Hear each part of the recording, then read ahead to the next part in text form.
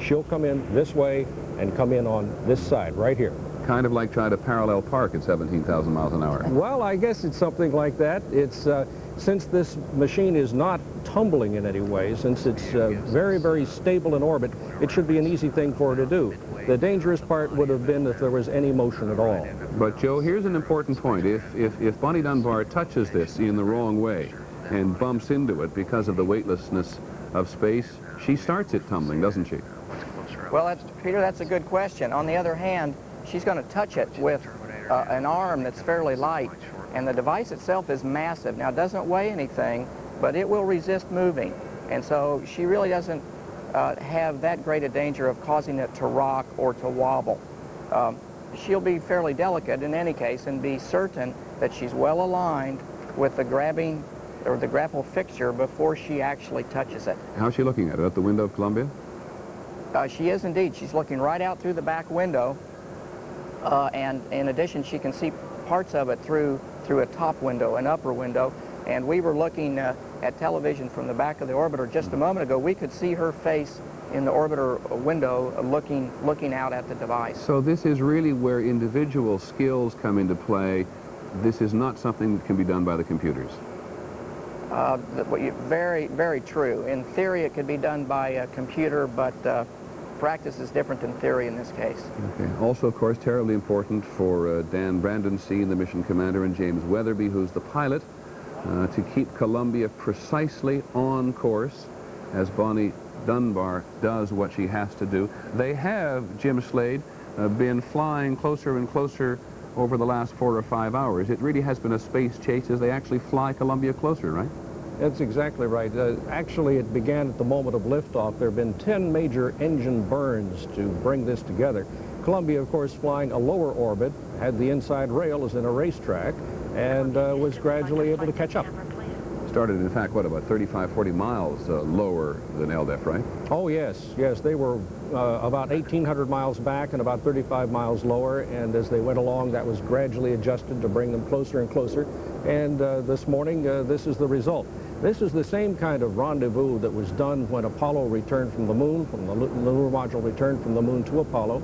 It was the same kind of thing that was practiced when Joe did his rescue. Jim, if you wouldn't mind, pick up that satellite again that you have in front of you and turn it, because I know that one of the things they're going to do is spend about the next 4 or 5 hours photographing it, and I was trying to figure out how they're going to photograph experiments inside, or are they all on the outside? They're all on the outside, Peter. They're on the outside surface. The arm will hold the satellite like this. It's a rather delicate thing. Hold the satellite like this, and she'll continue to turn it as they photograph it from inside the spacecraft. So is each one of those panels a different experiment? That's right. That's right. There are 57 different experiments aboard it, and she'll get at least 3 pictures of each one of them before they decide to put it back in the cargo bay. And the purpose of photographing them before you take them back in the cargo bay is? To have a document, a record of them in space the way they looked before they were returned to the atmosphere. Some of them may die in the atmosphere because of re-entry pressures or the atmosphere itself. So there is some, while there have been some bonuses at having been up there so long, there's some concern that because it's been up there so long, some of the experiments may be on the verge of being spoiled. They may be so brittle that they may crumble when they re-enter. Now, Joe, tell us, at the very lower right-hand corner of our television monitor, we see something white. What is that? I've been watching it and wondering. It's possible that it's the horizon of our beautiful planet Earth. I think, in fact, it's the gunnel or the rail of the orbiter that we're just picking up in the television picture. We'll watch it for a while and be able to tell, I think. We see also in the lower left-hand corner of the photo what looks to me to be a reflection of the sun. Yes, that in fact is ricocheting through the lens of the camera in a rather peculiar way. Well, let's indulge in a little television magic of our own and move the exposure facility over to the left or the right now and bring on some NASA simulation. One of the films or videos they make for a mission such as this, which gives us in animated form some sense of precisely what's going to happen.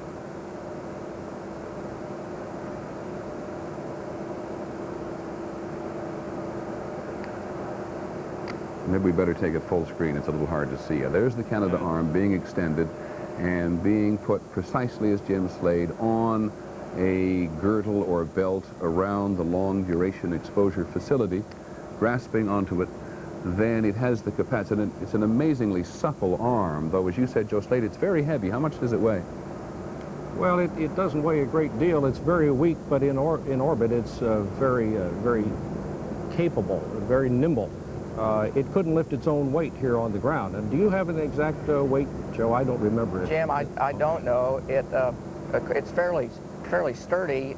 It interestingly works a lot like our human arms. It has a shoulder, it has an elbow, and both the shoulder and the elbow bend in pretty much the way our own shoulders and elbows bend. Its wrist, however, is clever indeed. It can turn completely around, which we can't do with our wrists. So it's fairly agile machine. It's an integral piece of equipment on the shuttle, isn't it? Especially if the shuttle is going to be used to rescue satellites. Here it comes. Absolutely. Here comes the arm We now. see the end of the arm in the television picture now, and it's beginning to stretch out towards the LDEF satellite. Well, I'm a little confused. So what's that in the upper right, Joe? That's a reflection? That, once again, is a reflection, Peter. It is... It's caused by the fact that the television camera is trying to look very close into the sun.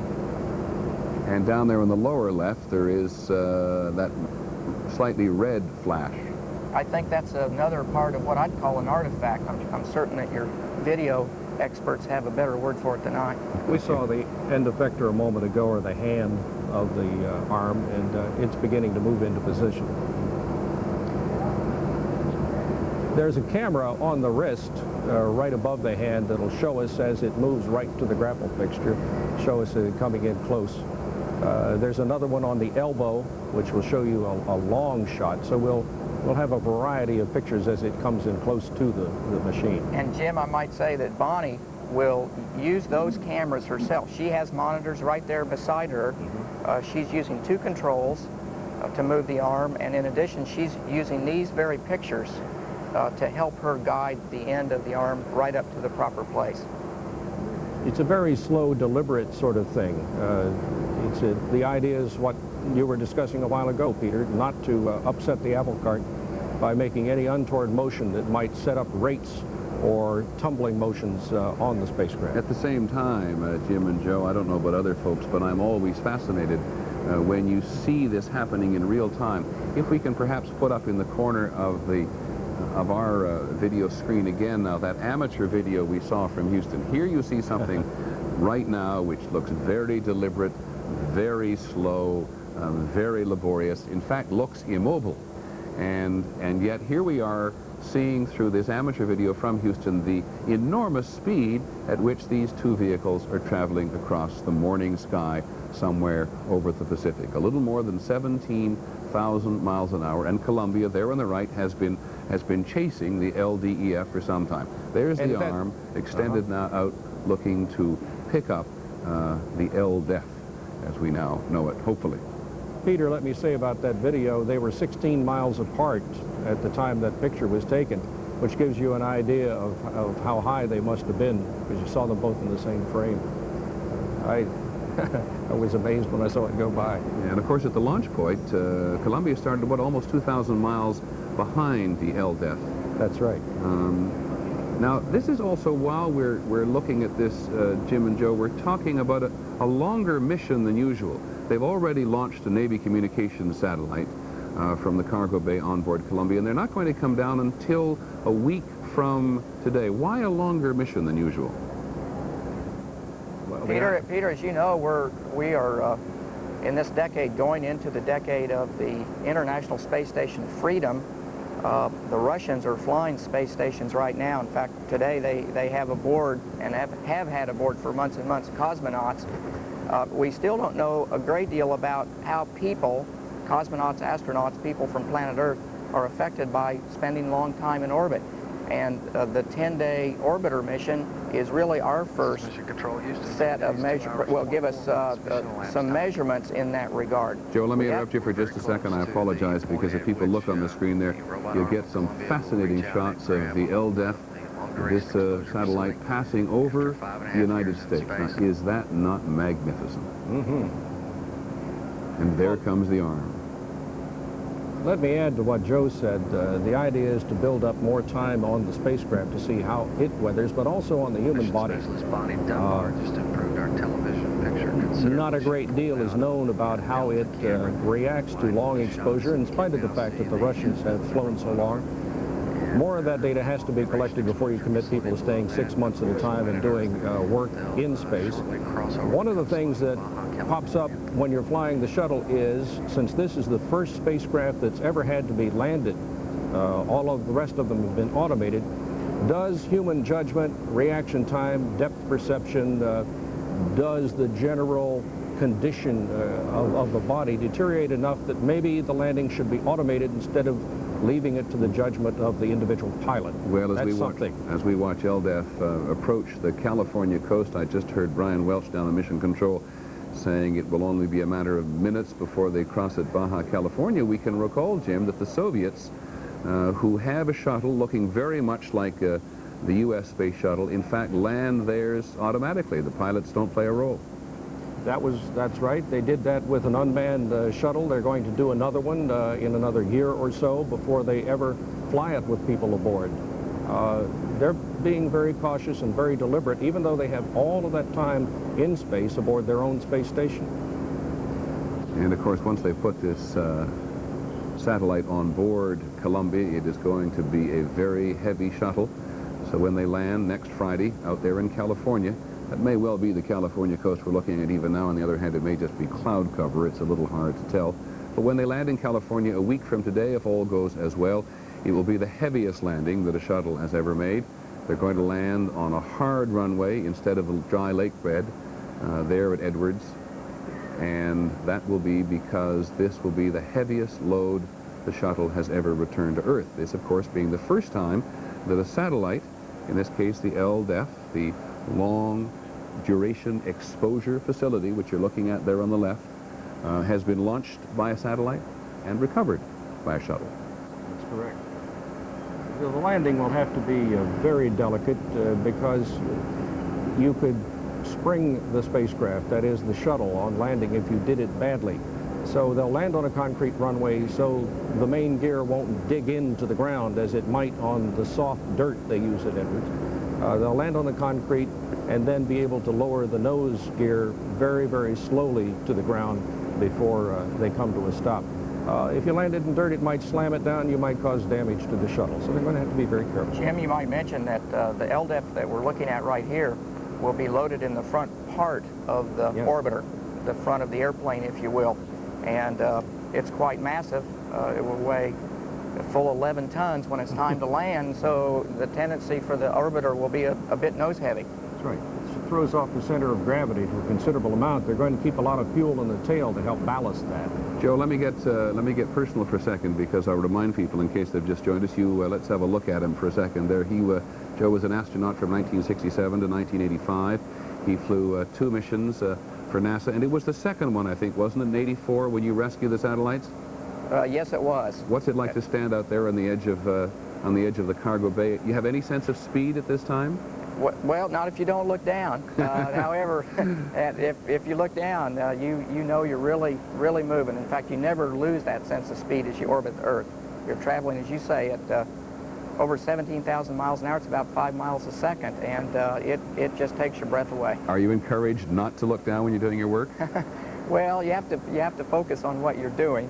And it's easy to be distracted by the side of the Earth, however. From the camera, let's listen to Brian Welch. At the end of the robot arm, we can see from this perspective that Bonnie Dunbar is gently flying the arm above the surface of the long duration exposure facility, about to get in a position above the grapple fixture, and very shortly we hope to be in a position to snare it. Go ahead, Columbia. That's Tammy Jernigan, the Capcom communicator, talking to the astronauts. Wanted to know if you were in a rush. I hope not. The commander on board says, hope you're not in a rush. In fact, we are a little behind schedule. Dan, say again, your transmission was garbled. And a little behind schedule may simply mean that they are being a good deal more careful about an operation which has not been conducted before, and a heck with the schedule for at least a moment. On one of the panels. Now, Jim, tell us what we're looking at. I'm seeing clouds in the upper left-hand side of our picture there. Yes, there's a reflector there. It was a light in the beginning, and it's reflecting off the surface of the Earth. They're at the very forward end with the arm right now because of that. So what's that great piece we're looking at, almost in the middle of our picture? That's a reflector. It's a light that served as a navigation marker for it when they first put it in orbit. Of course, those batteries died in about a year. It's nothing now but a piece of glass. And Jim, I think we're looking at a very shiny panel as part of the LDEF itself, one of the experiments, but it happens to be serving as a mirror and showing us clouds moving below LDEF right now. You're seeing the surface of the Earth underneath, and right at the bottom of the picture, you're seeing the very lip of the end effector, or the robot arm's hand. And there's a camera up on the wrist looking straight down. They're getting very near to the point of grapple. They'll have to traverse about half the distance of the length of LDEF to reach the grapple fixture, but they're getting there. Had they been flying simply freely by themselves, it would not have been easy for the astronauts to find this satellite called LDEF, because there was no radio signal on board it. It was up to NASA on the ground, which is, by the way, just lost picture for a second. It was up to NASA on the ground to guide Columbia towards it in the last few days since it took off and went on this 17, almost 2,000-mile pursuit. What you may have been looking at there, and let's go back to Jim Slade and look, Jim, if you pick up the model again in your hands, what you may have been looking at there simply, as Jim was saying, was a panel which has a mirror-like quality to it. Turn it to us, if you would, Jim. Right here. Which was acting like a mirror at the time and reflecting the clouds and the sunshine as it traveled across California. Here's the picture again. Not easy to maintain a television signal constantly as Columbia orbits the Earth. There's another view. That's from inside the shuttle bay and the arm coming around again. There you get some sense on the right-hand side of LDEF as to just how slowly the arm has been approaching the satellite. And there's a prize, Jim or Joe, to either one who can first tell us where over the United States we are. I'll yield to Joe. He's seen it firsthand.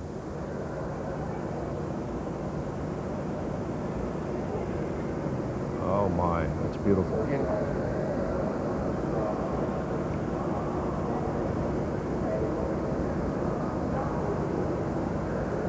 Oh. Joe, it's always kind of fascinating when we look at this and you think that in this particular instance the LDEF and Columbia are the only things up there. But as I understand it, one of the analyses that NASA is going to do is how much junk has been up there and whether or not any of it has bounced off this particular satellite. How crowded is it up there at the moment? Well, Peter, we do hear a lot about space debris, space junk. Some of it's there because nature's put it there, meteorites, and we will see evidence, I'm certain, of tiny impacts, grains of dirt or sand, if you will, that have struck LDEF at a very high rate of speed, and they'll cause little tiny pits. I think the junk that we worry about is bits and pieces, parts of machinery, man-made, human-made machinery that we are putting up in space in increasing numbers. And some of it stays there for a long period of time. It is not inconceivable that a spaceship would be hit by a human-made object, which of course could be quite disastrous if people were inside the spaceship at the time. But the point is that with the Soviets and the Americans, Jim, and with other nations putting stuff into space, space is getting quite crowded, isn't it? It's true. Since we started flying in space, about 180 rockets have exploded for one reason or another, leaving debris in orbit. That's part of it. The spacecraft always leave a trail of debris behind them. Challenger had to have a windshield. We apologize for the flickering images that came to you there. We were forced, because of some blockage, some geometry of antennas and such, to drop down to one of our ground stations, and in that mode we're not able to receive the pictures as clearly as we see them here. That, of course, is Brian Welch at Mission Control. We're now looking from the camera on the end effector, the hand of the robot arm. as it moves across the surface of LDEF, closing in on the point at which it will reach down and latch onto the grapple fixture. See it looking back. And just a reminder, Jim, to you and Joe, every time we hear Brian Welch at Mission Control, now probably pay us to stop talking. Yeah, I'm sorry. No, I apologize for that. Not at all. I may be the only one that's hearing it in my ear. You were saying Challenger had one of these collisions in space, and they had to change a windshield. And they found when they took the little piece of debris out of this tiny pit it made, it was a piece of paint, a flake of paint, had hit at very high speed, and it dug a hole in the windshield. This is a very serious problem. If you're going to operate in space, you're going to have the kind of materials that can survive this, because there's no way to predict it. just to sort of bring people in a general way up to date. Mission Control, Houston, we're getting very close now. Just above this panel, on the next panel, should be the location of the grapple fixture. And at that point, the arm will be directly above the place at which it must connect to the long-duration exposure facility for the phase of this procedure that will follow a 4.5-hour survey of the surface of LDEF, a 4.5-hour photo survey to follow. LDEF, the Long Duration Exposure Facility, having had a much longer duration in space than was originally planned. Just to summarize, it was originally launched on board the Challenger back in April of 1984. It was intended to have been in orbit only for 10 months. It has 57 experiments on board, all of them having to do with exposure to the elements. This, by the way, is a still picture, not an actual picture. And then because of the disaster on board the Challenger, the entire space program was delayed, and so it has been there infinitely longer than they had originally intended. Now that has... Houston, a groan just went up in this room as we had a temporary loss of signal. We're handing them... What Brian Welch is saying essentially is that there's a temporary loss of signal with the television picture, and there is also a temporary loss of signal for us to Houston and Brian Welch at the moment. But just to continue for a second here, the point I was trying to make was that on the one hand, because it has been up there for a very long period of time, it's had much more exposure to the elements, and therefore the information in the experiments on board is going to be a good deal more valuable to NASA. At the same time, because it has been there so long, it has gradually begun to lose its orbit. And one of the reasons they've sent the shuttle after it now was because it's been losing about 50 miles a day, and it was in danger of returning to Earth through the Earth's atmosphere. We've all seen those simulations of what happens when something returns through the Earth's atmosphere. They essentially burn up. Back to Houston, Jim Slade and Joe Allen. What is the most, Jim, do you think, important thing that we're going to learn if they get... We've now acquired signal through the eastern satellite. Okay, they'll bring us the picture again. They're trying to do what we in television do, is to hop all over the world on a daily basis and find a satellite that works to get the picture home again. Jim, the most important experiment for them? Well, it depends on who you are. The Defense Department has materials aboard for the SDI or Star Wars program. They're very anxious to have returned because anything they put in orbit must last for a very long time. The people who are building space station have composite materials, plastics and metal both, that they want to see how over 6 years these things have weathered staying in space. So, as I say, it depends on who you are and how badly you want to see what you put in orbit 6 years ago. Houston, we no longer have video downlink. However, we do have you on the east satellite. No reply required. Oh. That's Tammy Jernigan talking to Columbia. Am I correct reading my research, Jim, that there were 12.5 million tomato seeds on board? That's right. And there's a good question. That's an awful lot of vegetables. There's a very good question there as to how they've lasted. They'll be distributed, interestingly enough, to school children. That's right. When they're brought back. They'll be given a packet of healthy seeds that stayed on the ground and a packet of seeds that stayed in orbit for all of that period of time, and to see how they grow. Younger students will do that kind of thing. The college students will be expected Houston, to do biological studies. Drift. We're moments away from capture. All right. Should be any time now, and we certainly do hope so. Well, NASA must be very upset about this because, gosh, it takes you back a number of years to the time when NASA was having heated debates as to whether, that, by the way, is Mission Control at the Johnson Space Center in Houston. It takes us back many years to the time when NASA was really debating just how much television they would put in space. They decided to put it in space for a couple of reasons. It does help them, but in very large measure it was designed originally to enlist public support for the space program. And the television factor has always been regarded both by... Mission Control Houston, we're now looking at a view of the PDRS console here in Mission Control. No, we're not. It's from this position that we're monitoring the motion of the robot arm. We are standing by for capture shortly. As we were saying, it was always regarded, this kind of thing, this taking us there, not so much to mission control, but taking us into space, as a device seen by pro-space politicians and certainly by NASA as a way to keep the public interested. So when the television goes out at a moment as interesting as this, certainly not necessarily as critical as this, there is, as Brian Welch, the voice of Mission Control, said a little earlier, a great sigh, or perhaps groan is more accurate, which goes up at NASA itself. Joe, to come back to you, I'm not quite sure we got a full appreciation of what it's like to work in space. Go ahead, Columbia. To work in space, Peter, as Bonnie's working right now, she's floating, of course, and so it looks to us on the ground that it's like a bit of a dream. It feels somewhat the same to her. While you've been talking, we just heard Tammy Jernigan there, the voice Mission of Captain Control Renner. Houston. Let's listen to LDEF is grappled. We're seeing it live through the computer system here in Mission Control.